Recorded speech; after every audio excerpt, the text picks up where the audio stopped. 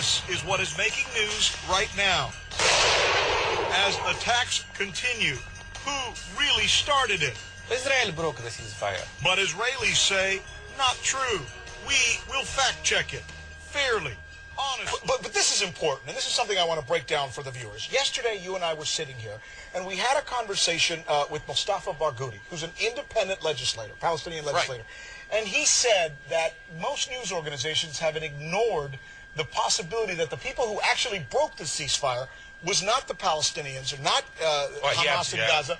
What he said was, in fact, I think we've got that. Dan, play this, and then we'll give you some more information on it. Let's go ahead and go to that. The world press community or media community is overwhelmed with the Israeli narrative, which is incorrect. The Israeli spokesperson have been spreading lies all over. The reality and the truth is that the side that broke this truce and this ceasefire was Israel.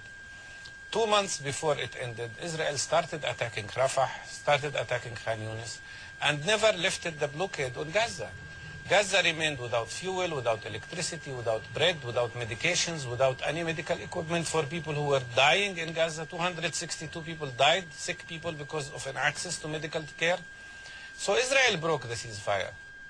And you know what we did? I've checked with some of the folks here at our international desk, and I went to them and asked, what was he talking about, and do we have any information on that? Which they confirmed 2 months ago. This is back in November. There was an attack. It was an Israeli raid that took out 6 people. Now, let me refer you.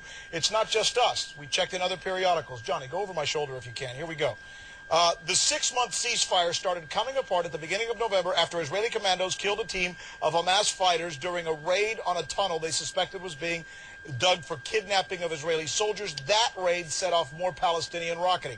That's U.S. News and World Report. I got another one for you, I believe, here. Okay, this is The Guardian. Questionable, but nonetheless. A 4-month ceasefire between Israel and Palestinian militants in Gaza was in jeopardy today. This was actually reported when it happened, after Israeli troops killed 6 gunmen in a raid in the territory. That's important to report. And here we go as well from theeconomist.com.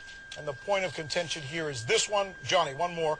The last straw came in November when Israelis killed 6 gunmen, it said, were digging tunnels to launch a raid onto Israel, spurring Hamas to respond with a barrage of rockets. So the question is to who started this. And we've been hearing that the Israelis say they had to do this because suddenly the ceasefire had been broken in Gaza by the Hamas and the Palestinians. Is this now a little more in question? You know, that is absolutely true, but just as true is the fact that if Israel hadn't started shooting first in this case, and Israel said, we had security reasons, imminent security reasons, there was no real deal here between Hamas and Israel. Israel still reserved the right to go in and do any attack where there was a primary security interest there. And they said, our soldiers were going to be kidnapped. We had to do it. But, you know, I guess what it is, Americans, we like our order. We want things delineated for us. We like to see a quid pro quo. They're saying this happened. Are they right? And they're saying this happened. Are they right? It's almost like we're left, when you talk about the Middle East, you're left with such subtleties that sometimes everything is a vague